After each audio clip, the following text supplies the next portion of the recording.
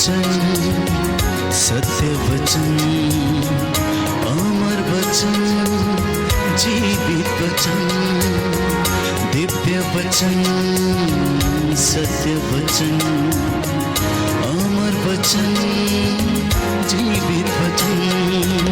साई दा बा मा बा नी दा बा मा बा गा रे सा नी रे सा नी रे सा नी रे सा नी रे सा। दिव्य वचन, सत्य वचन, अमर वचन, जीवित वचन, दिव्य वचन, दिव्य वचन।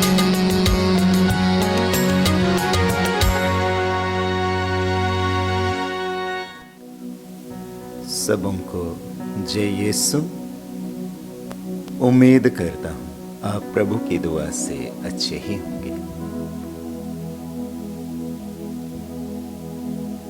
तिमोथी के पहले पत्र अध्याय 3 वचन संख्या 15 में लिखा है, ईश्वर का घर जीवंत ईश्वर की कलीसिया है। आइए हम इसी वचन पर मनन करेंगे। एक पल के लिए अपनी आंखों को बंद करें। हे पिता, आज हमें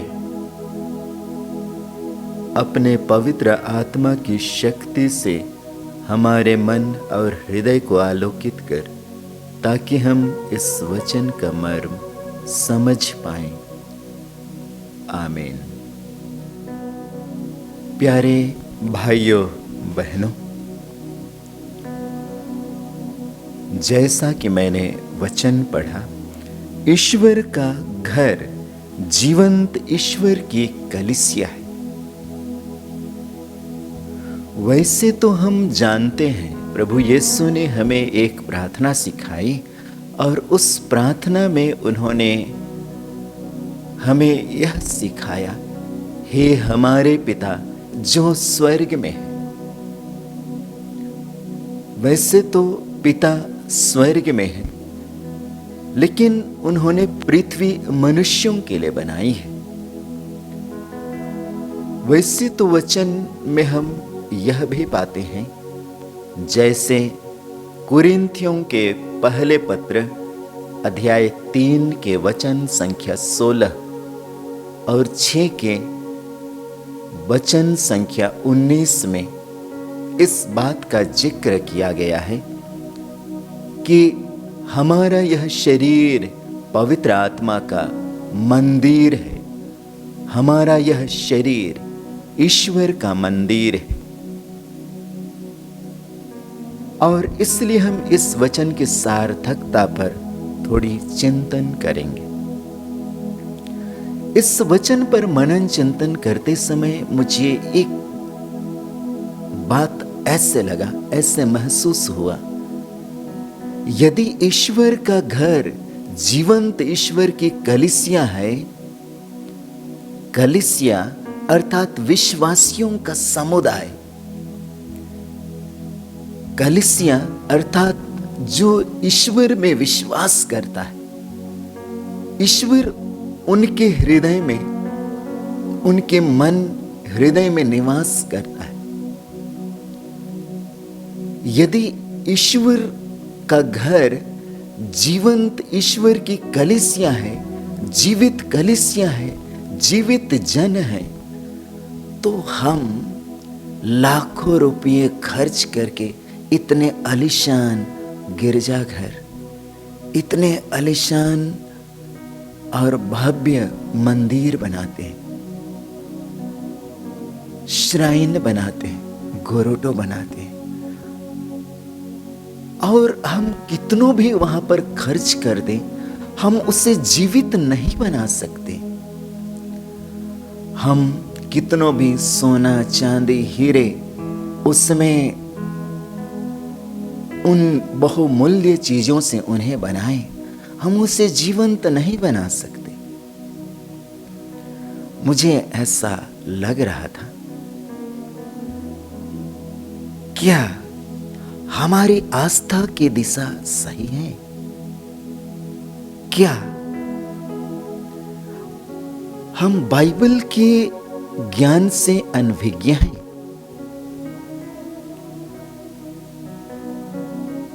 क्या हम सही रास्ते पर हैं? क्योंकि वचन में संत पौलुस ने इस बात पर जोर देते हुए कहा है कि ईश्वर का घर जीवंत ईश्वर की कलीसिया है। जीवित जन में ईश्वर निवास करता है। आइए इस वचन को समझने के लिए हम एक दूसरे वचन की सहायता लेंगे।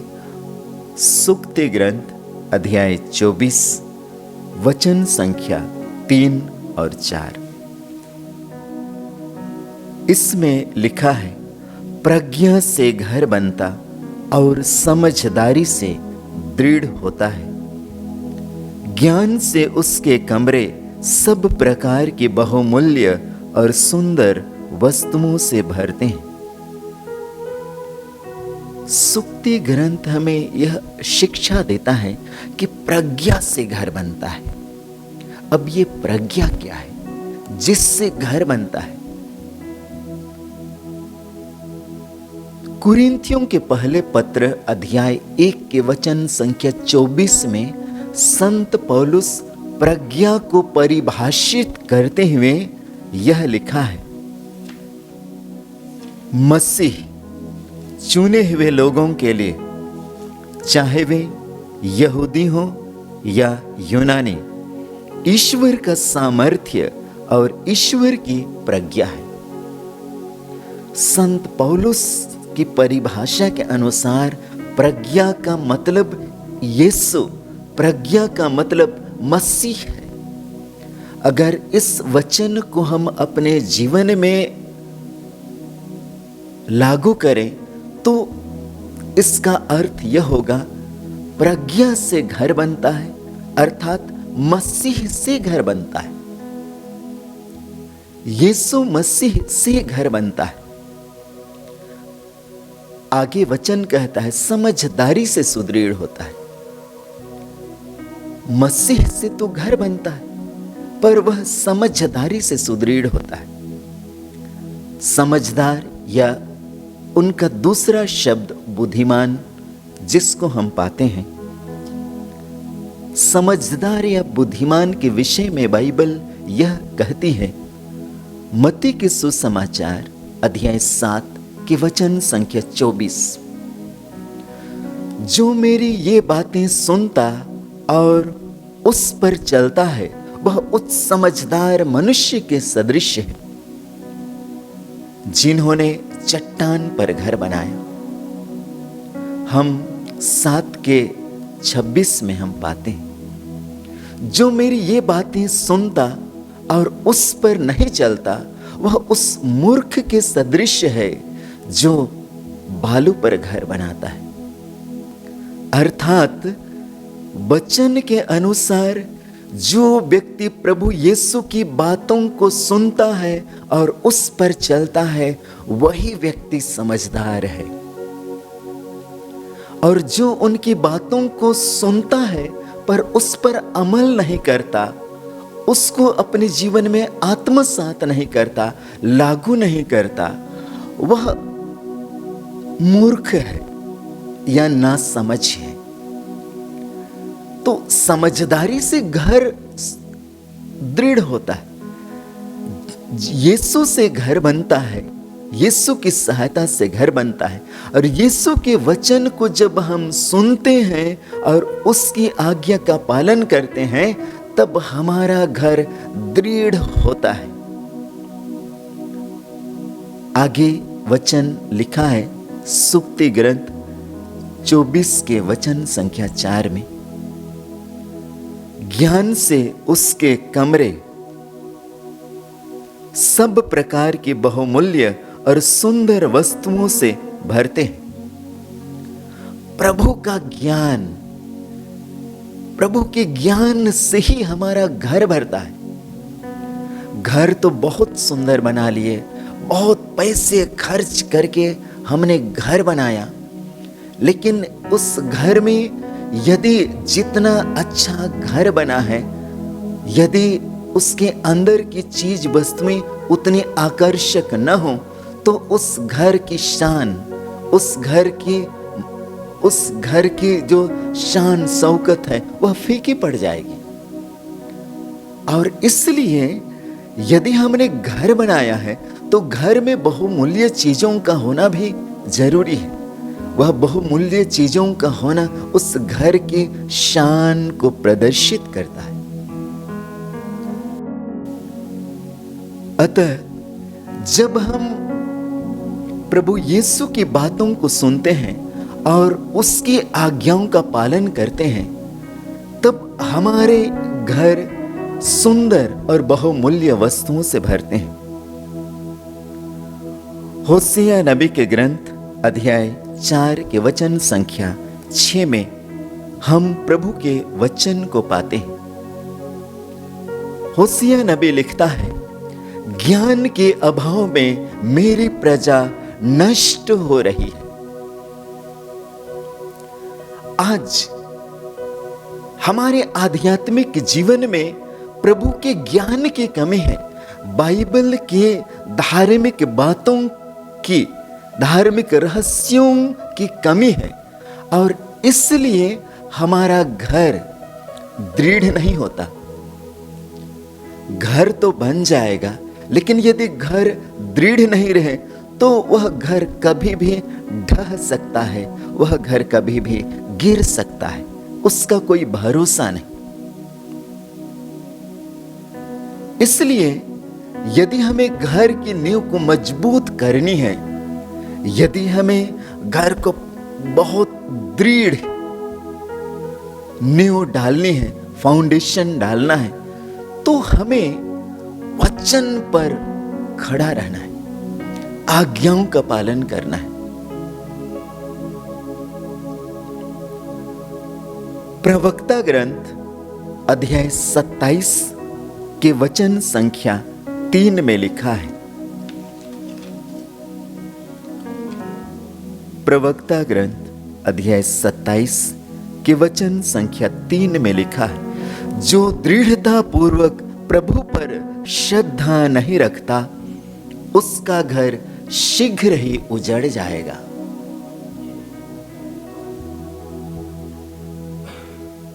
प्रवक्ता ग्रंथ अध्याय 27 के वचन संख्या 3 में लिखा है, जो दृढ़ता पूर्वक प्रभु पर श्रद्धा नहीं रखता, उसका घर शीघ्र ही उजड़ जाएगा।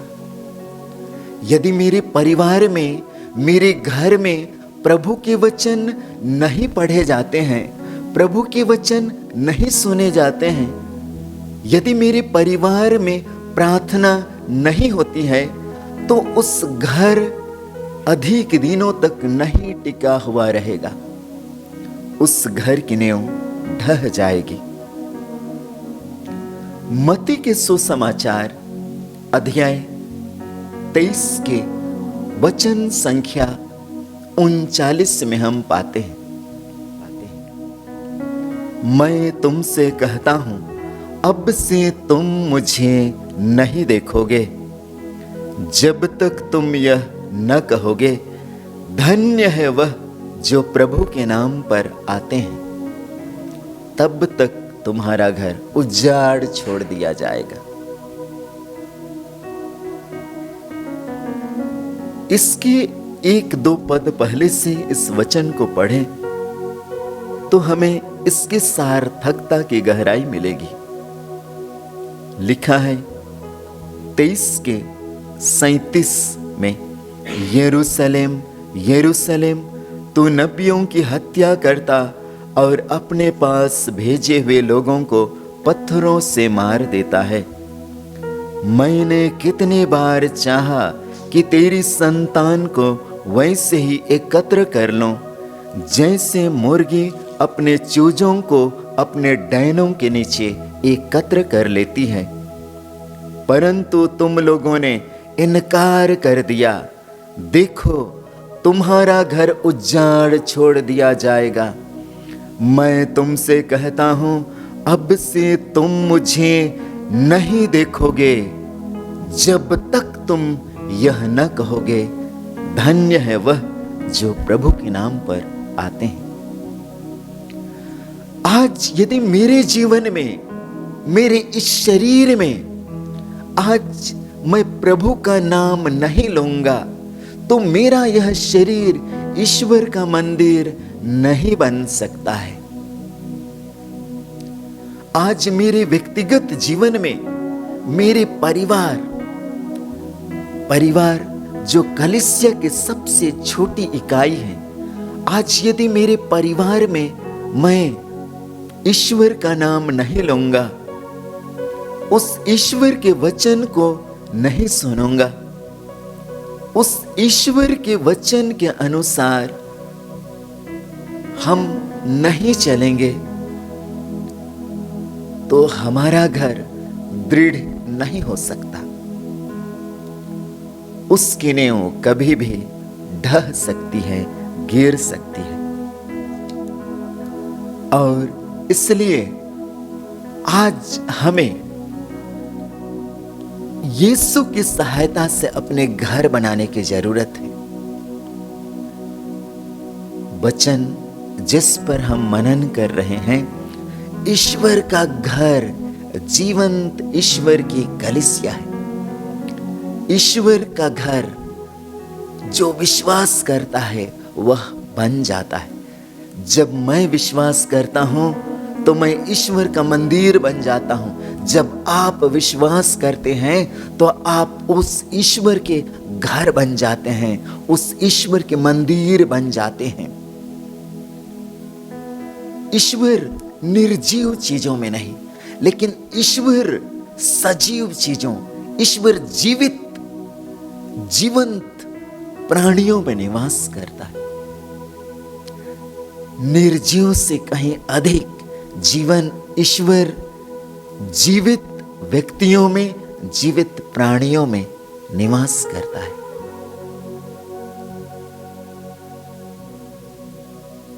आज हम देखते हैं,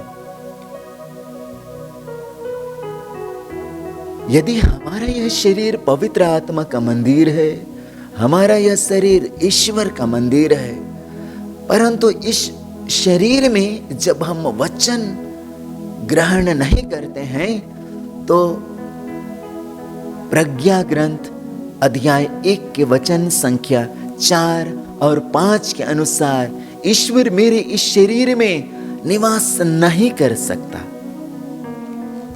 प्रज्ञा ग्रंथ अध्याय 1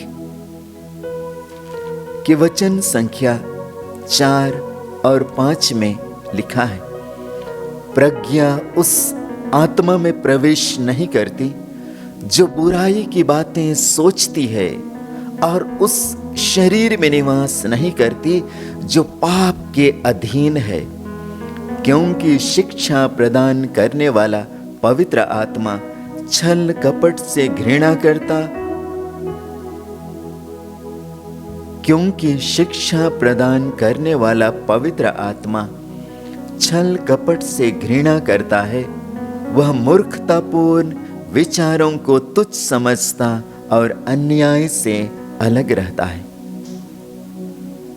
यदि मेरे इस शरीर में मैं निरंतर बुरी बातें सोच रहा हूं, मेरे इस शरीर में छल कपट की बातें चल रही है, बातों को बढ़ा चढ़ाकर कहने, बातों को बदलने की प्रवृत्तियां चल रही हैं, मेरे इस शरीर में निरंतर बुरे विचार और बुरी प्रवृत्तियां उत्पन्न हो रही हैं, उत्पत्ति ग्रंथ अध्याय 6 के वचन संख्या 5 के अनुसार, यदि मेरे इस शरीर में निरंतर बुरे विचार और बुरी प्रवृत्तियां उत्पन्न होती है, ईर्ष्या, द्वेष, लड़ाई, झगड़ा, नशापान, भोग, विलास, व्यभिचार, ये सब बातें मेरे मन हृदय में निरंतर चल रही हैं, इस वचन के अनुसार आप मान लीजिए ईश्वर आपके उस शरीर में बिल्कुल निवास नहीं कर सकता। ईश्वर हमारे इस शरीर में बिल्कुल प्रवेश नहीं कर सकता, क्योंकि ईश्वर का स्वभाव पवित्रता का है, क्योंकि ईश्वर का स्वभाव पवित्रता का है। वह पापमय स्थान पर वह निवास नहीं कर सकता। इसलिए आज हम सब जानते हैं हम कमजोर हैं, हम संसार की ओर हर एक पल हर एक क्षण में पाप की ओर झुकने वाले इंसान हैं। आज हमें अपने कमियों, आज हमें अपनी गलतियों पर पश्चाताप करके, सच्चा पश्चाताप के द्वारा पाप स्वीकार के संस्कार के साथ आज हमें अपने आप को शुद्ध और पवित्र करने की जरूरत है।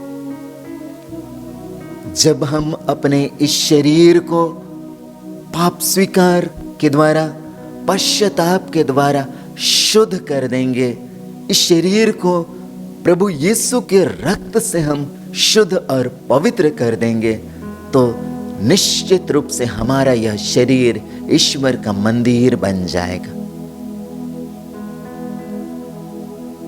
आइए हम प्रभु से प्रार्थना करें कि प्रभु हम सबों को इस संसार के हर प्रकार के पाप और दूषण से बचाए रखें।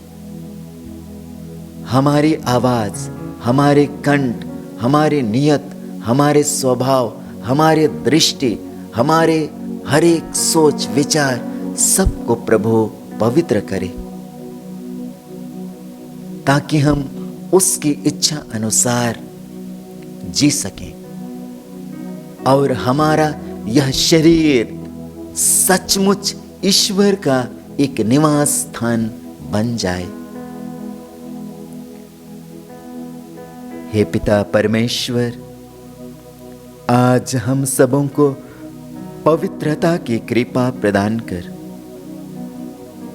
हमें पाप का बोध मिले, जिससे हम अपने पापों, कमियों का परित्याग कर अपने इस शरीर को पवित्र आत्मा एवं ईश्वर का एक सुदृढ़ मंदिर बना सके। हम यह प्रार्थना करते हैं हमारे प्रभु ख्रिस्त के द्वारा। आमीन।